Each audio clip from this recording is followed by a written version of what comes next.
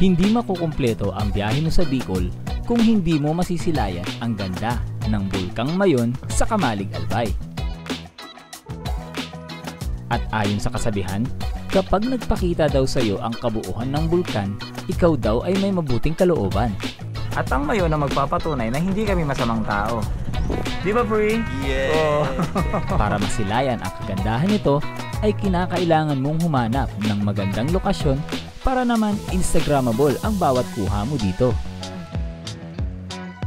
Kaya sa lakwatsang ito ay pupuntahan natin ang Kitinan Ranch dahil ito raw ay nakaharap at may magandang spot para sa mga gustong masilayan ng malapitan ang bulkan.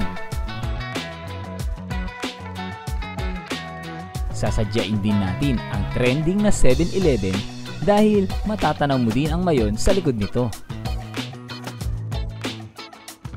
Kaya ano pang hinihintay nyo? Tara! Lakwatsa na!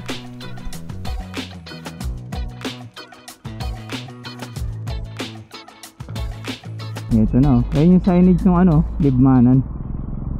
Let's go, Albay! Padaan po, padaan po, padaan. Ang ganda dito! Siyempre, palipad ako saglit.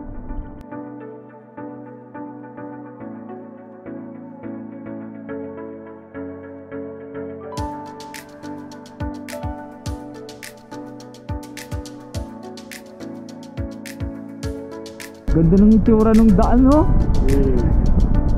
At ganito lahat, no? Oo, lalo na kapag malayuan, no? Wow, ang ganda dito sa Kamsur. Woo, sulit yung biyahe. Ito rin, oh, sa kanila, ang ganda. Wow. Ganda, oh. Ayos, oh. Ganda. Uy, dito, gumanda na yung daan, oh. Asfaltado na. Pwede ka na tumakbo ng mga 150. 150, no, yabang. Ganda na, oh. Sana lahat ng daan dito ganito, no? Asfaltado, pantay, oh. Dito kasi sa kahabaan ng highway, hindi ka makakatakbo dito ng no?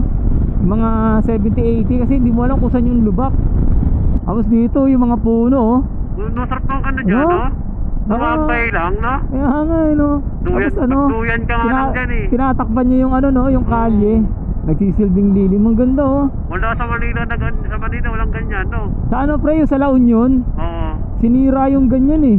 Pinagpuputol yung puno para daw sa road widening. Tingyo mo, nakakawala ng init, no?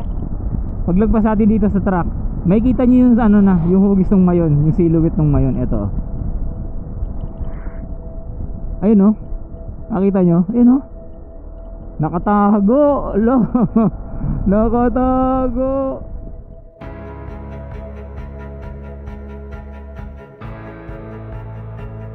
Ito yung Mayon, no? Nasa harapan na natin. Kaso medyo siya, naka-cover yung ibabaw, walang clearing. Pero maaga pa naman, 9:38 pa lang. Baka mamaya magkaroon na ng yan, ng clearing yan.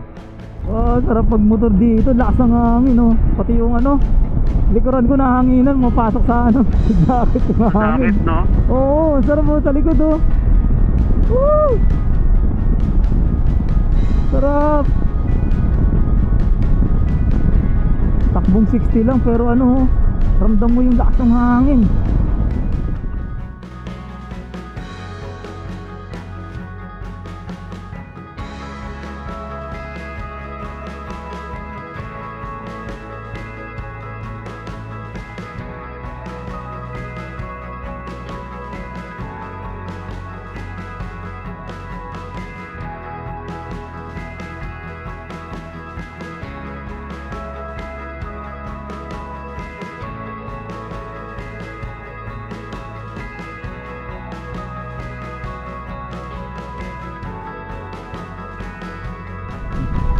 Woo! Nasa harapan na natin yung Mayon. Ang ganda. Dati sa ko lang nakikita to sa mga video, sa mga pictures, sa mga vlogs. Ngayon nasa harapan ko na. Woo! Okay, andito na tayo sa city proper ng Nabua. Yan, Nabua, Camarines Sur. Oh, tapos diretso pa daw yung Legazpi. Ito na yung pamilihang bayan ng Nabua. At traffic dahil tayo ay nasa sentro ng kanilang bayan. 12:19 na ng tanghali. Dito na kami sa Pulangi. Kaso makulimlim, tas ang dilim ng langit. Sana wag umulan.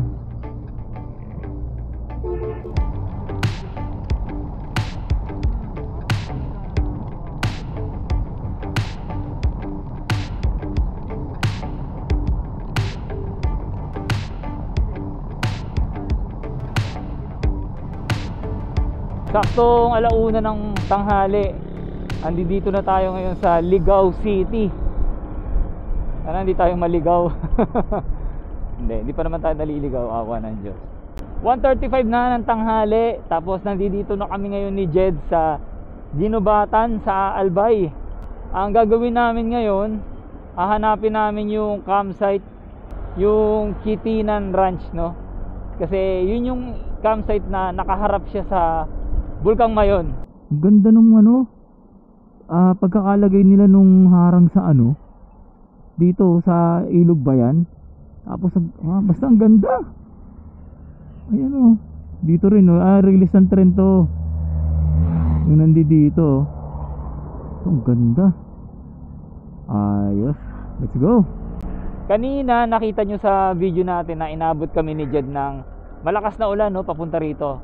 Sa kasamaang pala, dahil nga sa lakas ng ulan na yon, ayan sa harapan natin nakatago yung yung Mayon. Hindi natin siya makita, as in ang kapal-kapal ng ng ulap. Wala tayong makita. Ni silip wala. Pero mag-aantay tayo siguro ng mga ilang oras para ma-witness natin yung ganda ng ng Mayon. Kasi syempre, nandito na tayo, di tayo papayag na hindi natin makita yung Mayon. Bali itong binabaybay namin ngayon ni Jed, ito yung Kamalig Bypass Road. Sa kabilang dulo nito, doon makikita yung sikat na 7-Eleven, na kung saan kapag nakaharap ka doon sa 7-Eleven, makikita mo sa likod yung yung Bulkang Mayon. Tsaka dito kakaunti lang yung sasakyan na dumadaan. Hindi tulad dun sa main highway kanina. Kaya dito na kami umikot ni Jed. Saktong 2:00 ng hapon, narating namin tong 7-Eleven. Ito yung 7-Eleven na sikat dito sa Kamalig Albay. Kasi nga sa likod daw niyan ay makikita mo yung Bulkang Mayon. Kaso yun dahil inulan tayo, sobrang tinakpan ng fog yung Bulkang Mayon. Kaya wala tayong makita sa likod niyan kahit dito. Kapag nagpunta tayo dito, ayan hindi nyo rin makikita dito. Ayan siya. So ulap talaga puting-puti, wala tayong makita. Tsaka nag-uulan kasi ngayon dito sa Albay. Kaya ganyan na sitwasyon. 2:53 ng hapon, nandito pa rin tayo sa 7-Eleven sa Kamalig Albay. Ang isa sa good news, eto medyo nagpapakita na yung Mayon. Ayan siya nagpapakita na siya unti-unti. Although yung pinaka shape niya ay hindi natin makita gawa ng natatakpan siya ng ulap kasi medyo gumaganda na rin yung panahon dito. Pero baka mamaya makita pa natin yung ganda niyan mula dun sa campsite na pupuntahan namin ni Jed.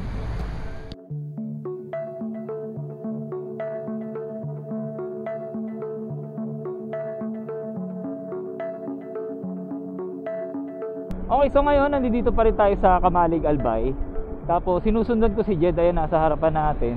Kasi siya yung nakakaalam nung Kitinan Ranch, yung campsite na pag-i-stayan namin ngayong araw or ngayong gabi, Kasi ang pagkakaalam ko, yung Kitinan Ranch ay nakatapat or nakaharap sa Mayon. Aba, maganda pala dito paglabas mo. Ano to, bypass, Jed? Ayun bypass. Ang lawak. Daragaw Diversion Road. Ayun, Daraga Diversion Road. Bukas paliparan natin to ng drone kasi mukhang maganda Ang daming puno. Tapos konting sasakyan lang ang dumadaan yata dito. Sa ngayon dalawa lang kami ni Jed.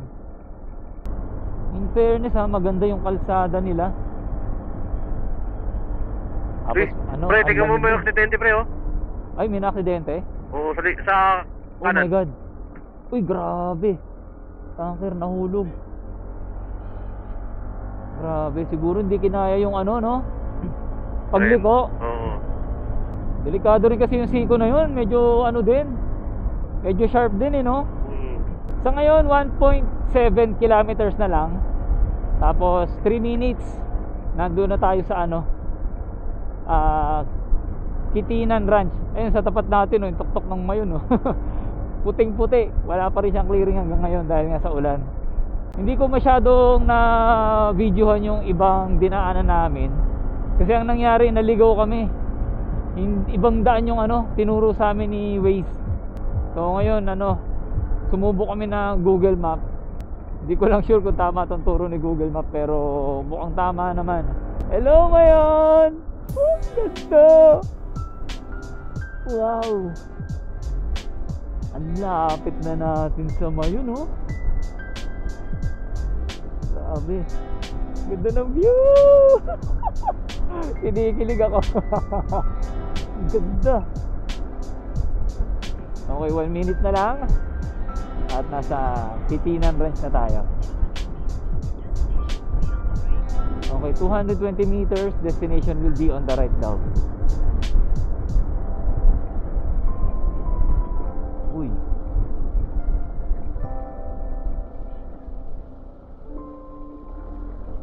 Ito na yun, pre. Ito na. Oo. Oo. Dapat dyan tayo sa kabila dadaan, pre. Kitinan Ranch. Ito na siya. Dapat sa kabila tayo dyan sa pumasok. Malapit Okay. na lang.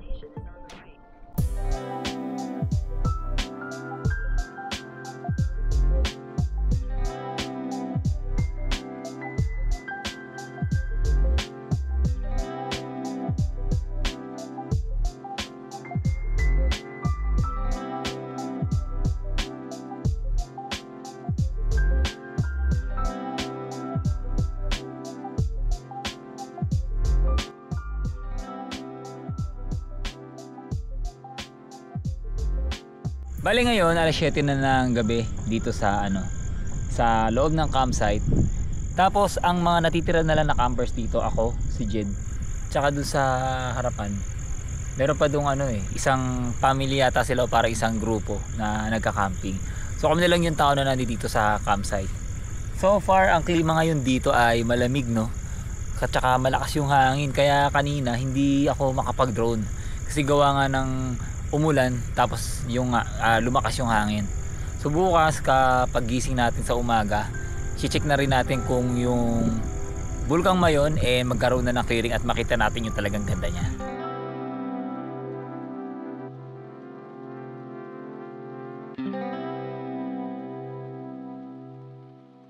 Okay, so alas 6 na ng umaga dito sa Kitinan Ranch. At ang masamang balita, wala tayong masyadong clearing ng Mount Mayon. Ayan, kung mapapansin niyo, masyadong tinatakpan ng ulap yung Mount Mayon, yung ibabaw na parte niya. Pero dito sa Kitinan Ranch, kung mapapansin niyo, kapag naglibot kayo sa Kitinan Ranch, mapapansin niyo, sa parting ito, meron sila ditong area na may mga upuan tsaka lamesa. Yan, pwede kayong tumambay dyan. At the same time, nagsisilbi na rin siyang beauty kasi kapag nandoon kayo, matatanaw ninyo dyan yung yung Mayon. Sa gilid naman itong view deck, andyan, makikita ninyo dito yung kanilang CR para sa PWD, sa lalaki at sa babae. Sa tabi naman ng view deck nila, meron sila ditong playground, no, para sa mga bata na edad 5 to 7 years old. Tapos itong Kitinan Ranch, isa itong malawak na open area, no. Kung mapapansin niyo, ayan, green na green yung mga damo. Andi dito yung tent ko, andun yung kay Jed. Tapos may mga ilan-ilan din na overnight camping dito. Meron doon sa taas, meron din dito nag car camping. Ayan, meron din dito. Tapos hiwa-hiwalay kami. At ang kagandahan dito, meron siyang mga ganong klaseng platform, yung nilalagyan ng tent ko. Maganda kasi kapag umulan dito, tulad kagabi umulan, hindi mababasa yung ilalim ng mga tent ninyo. Tsaka dito pala sa gilid ay nakalagay doon, may mga karatula na nakalagay na parking area. Kumbaga pag nag car camping kayo, ito yung mga designated area for car camping. Ang isa nga sa problema sa area na to, kapag halimbawa magsi-CR kayo, dun pa daw yung CR sa part na yun, oh, malayo. Kaya kung nakapwesto kayo, tulad sa pwesto namin na malapit sa view deck, tapos magsi-CR kayo, mahabang lakaran yung gagawin ninyo dito. Ayun, ito yung kanilang comfort room. Dito daw yung daan. Kaya tignan nyo, ito yung structure na yun, oh, sa gilid. Tapos dito siya. Kaya yun yan, malayo yung lalakarin ninyo. Dito siya, oh, sa gilid. Ayan, ito yung area na yan. Ito siya, so mula doon sa structure na yan, ito yung CR sa likod, oh. Tapos pababa, ang layo, no? Sa ngayon, napakalakas ng hangin dito sa loob ng campsite. Kaya hindi ko mapalipad yung drone ko kasi natatakot ako. Baka mamaya pag lumipad, matangay. Kasi open pa naman dun, oh, sa part dun. Tapos kagabi, sobrang lakas ng ulan. Buti na lang waterproof yung mga tent namin. Hindi kami nabasa sa loob. At the same time, dahil nga sa lakas ng hampas ng hangin kagabi, hindi kami makatulog kasi yung tent namin, kala mo, inaalog, hinahampas. Sa ngayon ay eksaktong alas 7 na ng umaga. Ayan, nagpapack up na kami ni Jed kasi dito ay hanggang 7 lang daw ang check out time. Ngayon, bali ang gagawin namin, naakit kami dun sa sa parking lot. Tapos dun kami magsistay muna ni Jed kasi maliligo kami dun sa sa shower area nila sa CR. Yan, kamalas-malasan natin, wala tayong clearing ng ng Mount Mayon. Di bali, re-rest baka natin to. Hindi tayo papayag na hindi natin makita yung buong ganda ng Mount Mayon. Kasi mula kahapon hanggang ngayon walang humpay yung dito, yung ihip ng hangin. Kaya nakakatakot magpalipad ng drone, eh. Hindi, sinasabi ko sa inyo kanina, so mula dito, kung dito kayo magpipitch ng tent, kasi ito yung may magandang view, walang sagabal sa inyo dito sa umaga. Ang problema nga lang, pag na-CR kayo, lalakarin nyo papunta dun, ang layo, tapos babalik kayo dito, di ba? Nakakapagod yun, pataas pa naman yan, ang tarik ko. Dito rin sa taas, eto meron din sila ditong view deck, tapos may ilang tindahan din dito ng pagkain. May tindahan ng pizza. Ito yung mga nasarado dahil maaga pa. Tapos dito sa taas, merong area kung gusto niyo mag-day tour, gusto niyo lang mag-chill tapos umupo, tapos tignan yung view ng Mount Mayon. Ayan, meron sila mga upuan tsaka lamesa sa taas. Dito rin, meron din sila ditong mga area for day tour. Ayan, pwede kayo kumain dito tsaka tumambay. Ayan, naka-ready na rin yung mga tables and chairs nila dito. Ito naman yung kanilang parking area. Dito tayo magpa-park, kung halimbawa magdi-day tour tayo. Pero kung overnight, tulad ng ginawa namin, pwede nyo dalhin sa loob yung inyong mga sasakyan. Mula dito sa kinatatayuan ko, ito yung masasabi kong perfect spot para ma-witness yung Mount Mayon kasi gitnang-gitna siya dito, eh. Sayang nga lang at wala tayong clearing sa ngayon. Ito, makikita nyo dito yung Visitors Information Center. Dito muna kayo papasok or pupunta bago kayo pumasok sa loob ng campsite. Para naman sa rates, ilalagay ko na lang sa description ng video na to yung mga rates para makita nyo rin kung ano-ano yung mga babayaran sa loob ng campsite. Time check, saktong alas 8 ng umaga. Ayan, kitang-kita nyo, may clearing tayo ng ng Bulkang Mayon, di ba? Ang ganda. Perfect na perfect talaga itong campsite na to para ma-witness nyo yung ganda ng Mayon. At ang Mayon na magpapatunay na hindi kami masamang tao. Di ba, Pri? Yeah! Oh.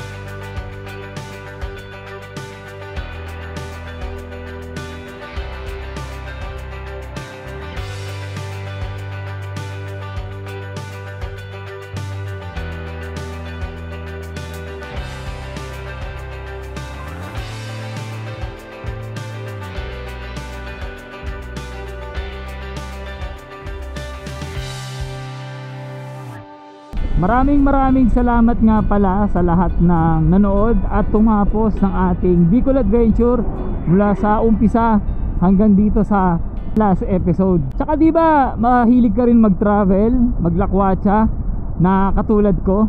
Tamang tama, may ginawa akong isa na namang video. Panoorin mo dito at tiyak ako na magugustuhan mo yan. Kaya hanggang dito na lang at huwag na magkakalimutan na ang buhay ay masaya kapag may halong lakwatsa. Salamat!